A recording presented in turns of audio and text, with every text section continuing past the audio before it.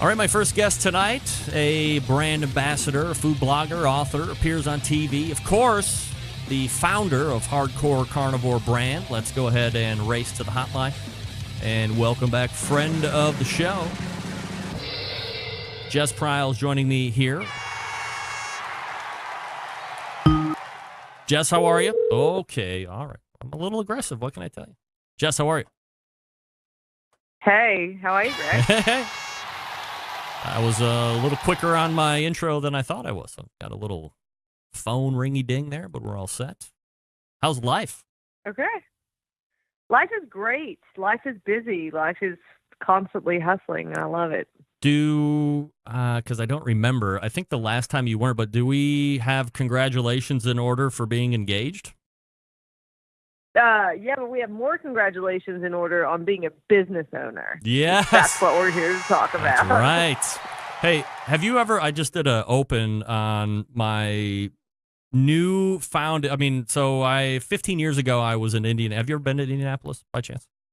I've never been. So 15 years ago, I was there for business, young punk back then, and the CEO of that company took me to St. Elmo's, and I almost remembered it being great. And then this past weekend, we were in for volleyball tournament, and I was like, we got to go back. I got to see what it's all about.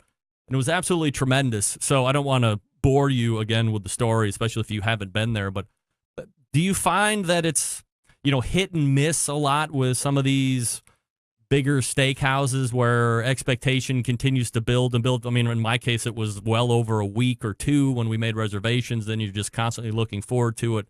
And the build-up could be a little bit better than what you actually get. I can see how that would be a problem, but I haven't had that problem so far. Like most of the places that I think have a great reputation, you can kind of you kind of figure out. So there are places that you just know are like world-class food joints, and then there are places that I think you can kind of get an inkling usually when they're resting on reputation, if you will, and you just enjoy it for what it is,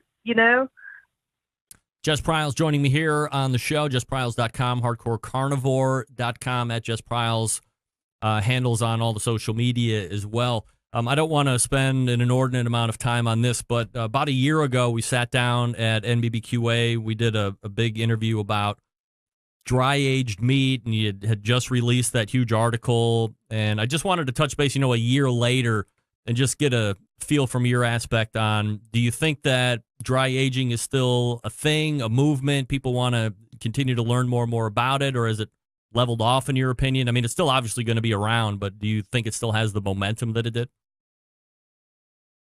Yeah, I think it may have slowed down just a tad in terms of, I guess, what I would call the recklessness of it. So people not really understanding what dry aging is and therefore how to do it properly. I'm still seeing people certainly interested in eating it. And there are people who have maybe even decided for themselves, you know what, that's just more expensive, a process that I want to get into, but thank you for explaining it. But it's still certainly as popular as ever in terms of like what we want to eat as hardcore carnivores. It's a delicacy. I thought for sure I was going to get a whole situation and start doing it in my house, and then the biggest detractor, which is obviously... we spoke about that I know, briefly, right? I mean, dude, I can't wait. Like, I want it now. I'm that guy when it comes to dry aging, I guess. I can't make that 60-day and 90 and 120. I mean, everything sounds great. I'm going to get everything, and then all of a sudden it's like, well, you still have to make that time investment of getting the piece of beef in there and then letting it do its thing. You do, and I think one of the things that's quite deterrent for a lot of people is not just the time investment, obviously, and the initial investment in equipment, but when you actually go to buy a primal, like the size of which is required to go in these fridges, you're like, what do you mean I'm buying $400 worth of meat? What do you mean I might then screw that up? What do you mean I might then not trim it correctly? So it's the ongoing investment in a product and crossing your fingers that you're not going to mess it up that I think is the biggest hurdle for most folks. Yeah, no doubt about it. Certainly the biggest one for me. We're talking with Jess Pryles. Jess, you've had kind of a, let's say, running dialogue recently that deals with some of the folks on social media, influencers or whatever you want to call them, showing off prime or better cuts of beef. But look, I mean, we know there's many other grades available.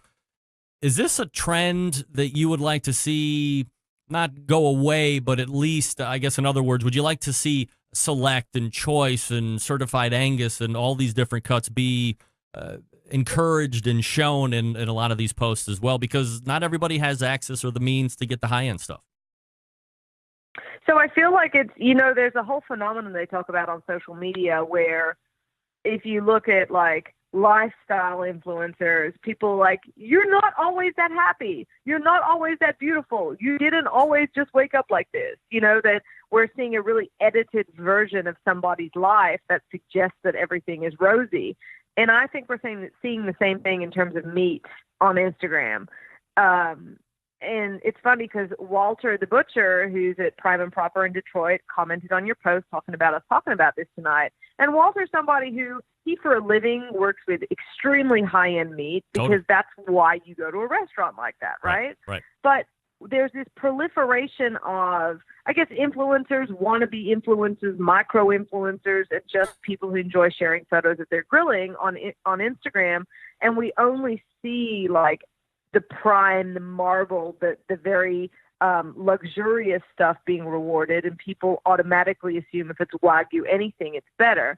I like Wagyu products. I personally would probably choose an upper choice or prime steak just for flavor profile. That's what I like personally. So the problem with it is when you're seeing that all the time, prime only represents, depending on the year, 5 to 8% of the entire herd in the United States, which is over 90 million head of cattle. We have a responsibility to some extent to talk about everything else. And also, like, let's be real. We're not affording to eat prime every night. From a health perspective, you also want to make sure that you're mixing in lean meats as well as the richer sort of deluxe cuts, I guess you would say, or deluxe grades.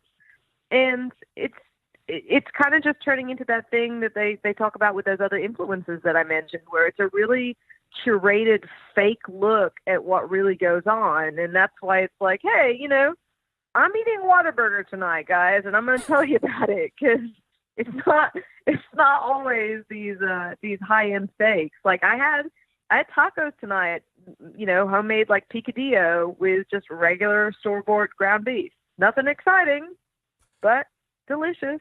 Do you think that the commoner or the lurker on social media does tend to get a little coerced, or coerced is probably a bad word, but leveraged in a way to where they see they're associating with great end product being this is what you need to start with. And if, 20 years ago, since you didn't have this access to everything all the time, people were more prone or more apt to learn on their own what cut is good and how to make it, and they didn't feel this perceived or unreal pressure. Yeah, I think it's a weirdly curated thing. I think if people actually stop to think about it, they might, it's like you hear about, oh, well, I got to get the sheets with the highest thread count. Or, whenever you delve into an area that you don't really know much about, but you've heard something, people don't know why Wagyu is good. They're just like, oh, it's got to be Wagyu. It's got to be Wagyu. It's got to be prime. It's got to be marbled. And yes, like technically speaking, the more marbled, and Wagyu is always more marbled than other breeds, the more luxurious that beef. But we forget that the Japanese eat that A5, that's the highest grade that you can get, as like 3 very thin slices to season rice. They're not ordering a 16-ounce, full-blood Wagyu ribeye, because Americans consume their beef very differently to how the Japanese do. So I do honestly feel like there's a lot of people out there that just assume that's like, gold plating your steak. It's got to be better, right? It's gold plated. It's gold. It's better. Do you get that at all? By the way, my daughter just asked me about gold flake steak, and I'm like, Maddie, I would never do that. Yeah, I'm like, that makes no sense to me, and that's just showing off to show off. Yeah, I feel like it reminds me of like Russell Lee Simmons had a gold-plated toilet in his house, or a 24-karat gold toilet, and it's sort of that same vibe, you know. And again, I work with some beautiful Wagyu. I work with like Lone Mountain Wagyu, does full blood stuff. I certified Angus beef has a prime category. I'm not hating on it. It is luxurious. It is beautiful, but we don't eat it every day. I personally wouldn't want to eat it every day. And it's just a shame that we can't talk about, you know, the 80+% of the other beef that's out there without it, you know, without people being like, oh, that's not cool enough, you know, but that's the way it works, right? Instagram is aspirational. Jess Pryles joining me here on the show, jesspryles.com and hardcorecarnivore.com if you want to check them out here while we're chatting it up. Let me talk to you about my new obsession. And boy, I felt it seems that my newest confessions always stem when Steven Reichland is due up for a visit, and I've had to confess how non-robust my palate and food experiences over the course of 44 years. And I always hate doing it to him because obviously his breadth of experience is very wide and sweeping all over this globe of ours. But I just had lamb 3 weeks ago, last time I was in Louisville, and the owner of Pit Barrel Cooker, Noah Glanville, and his wife had me over for dinner, and he's like, hey, awesome. Have you ever had the lamb? And I never had it. And so all of a sudden this whole thing was rocking and rolling, and I have to tell you, it was one of the most magical pieces. It was medium rare. It was, you know, very simply seasoned, cooked obviously on the pit barrel, tasted great, and now I'm totally in love with it. So as someone who was obviously had lamb previously to talking with me tonight, your thoughts on lamb, best cuts, best purveyors, and best ways of prepping and eating? So first of all, I have to say you lucked out, because I've cooked lamb racks on the pit barrel for classes before, and it is one of the best units to cook that cut. Mm-hmm. So no one knows what he's doing when it comes to that.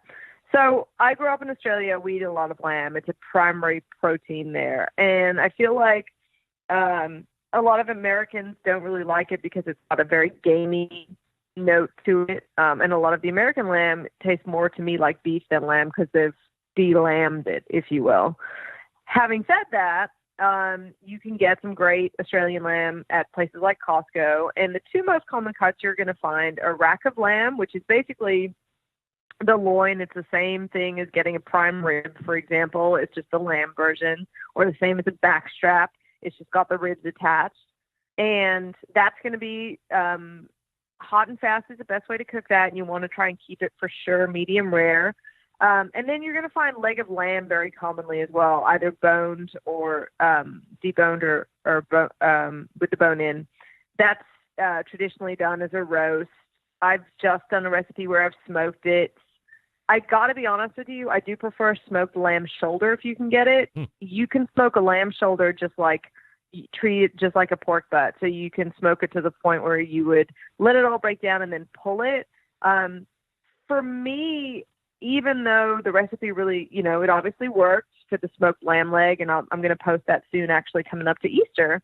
But what I did is I smoked it, chilled it, and then cut it into thick steaks the next day and pan seared that as leftovers. And I really feel that especially the leg cut just gets so much more flavor when you get that great kind of sear, that Maillard reaction on it.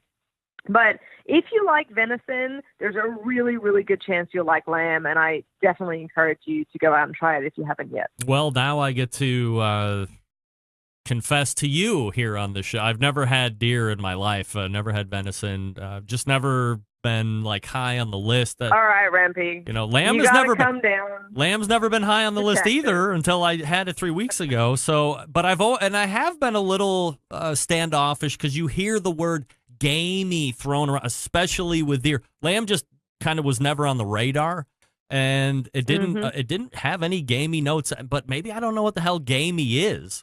But the lamb was really good. Maybe. So if deer is like lamb, then obviously I'm all of a sudden a little bit more open to it before. But I guess the question I'm leading to is, if you overshoot on temperature, you said, definitely want to keep the rack of lamb around that medium rare. If you overshoot do you introduce more gaminess there, or is it just tougher and less appealing?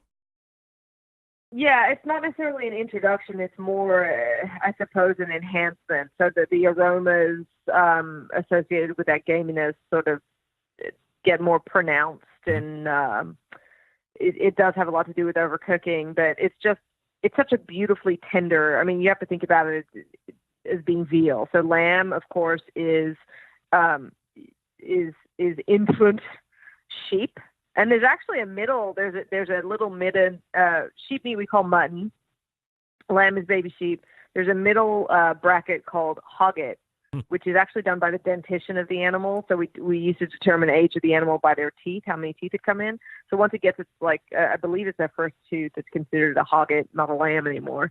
So yeah, it's a meat that benefits far better from being nice and pink in the middle still. Jess Pryles joining me here on the show. Let me switch it up here just for a second. I appreciate the lamb thought and my openness to deer now, which I never thought I would actually have. I'm so proud of you. Hey, I got to expand the palate. We got to learn. We got to change, adapt, or we just kind of shrink and go away. What the hell is, and I'm going to say it wrong, I want to show my Latin flair here, but I'm going to screw it up. Is it picana or pichana, or whatever this beef is? I feel like you know it, but you're giving me an opportunity to shine, and I thank you for it. But it's picanha, which is the Brazilian word for it. And it's a sirloin cap here in the States, a rump cap in Australia, or Britain is what they call it. And it's a cap muscle off the from the hind quarter that has a really pronounced fat cap. So if you're ever in a Brazilian sort of churrasco-style restaurant, it's the one that looks like a giant C shape, where they kind of put it through the big skewers or the swords, because they squish the muscle in on itself and then skewer it and roast it over live fire, cut really thin strips off. Being that it's from the hindquarter, it does have much more chew to it. It is a little bit less tender or tougher than other cuts. But usually there's a direct correlation. When the cut is tougher, there's usually more flavor there. So I like smoking it. When I smoke it, I cut the whole fat cap off, which horrifies some people. But underneath the fat cap, and there is a recipe on both hardcorecarnivore.com and my site for this, underneath the fat cap, there's a layer of sinew that shrinks up and gets really tight when you smoke it, and no amount of rendering at that lower heat will help that. So I just completely denude it, cover it in Hardcore Carnivore Black, smoke it, and it's just incredibly flavorsome. Those Brazilians know where it's at. Is there a certain target internal temp that you're taking it to when you're smoking it? Yeah, so I'm going to take that actually to about 140, which is considered somewhere between medium rare and medium. When it's a tougher cut like that, and I do the same for tri-tip, that's what I want that final temp to be, you need to take it that little bit further. It's still going to be beautifully pink in the middle. It's just going to have a little bit more bite through. It helps with that perception of tenderness. Is it an against the grain cut, like tri-tip? Obviously, I mean, you got to cut it against the grain. Same thing? Oh, yeah. Yeah. Well, I have to find sirloin cap. Now, I'm a fan of sirloin. Like, if I go to just a generic steak restaurant, I will always opt for the sirloin because I find that there is a lot of flavor there. So it sounds like this is, following suit. I mean, sirloin cap, right? Yeah, so it's basically one up from that. It's a little cap muscle that sits on top of the sirloin. All right, so we're talking. Yes, your train of thought was correct. Okay, we're talking with Jess Pryles, JessPryles.com, HardcoreCarnivore.com, at Jess Pryles on all the social media handles as well. Can I hold you over for one more segment, Jess? Heck yeah. All right, stand by. We're talking with Jess Pryles, and I will quickly talk to you about Southside Market.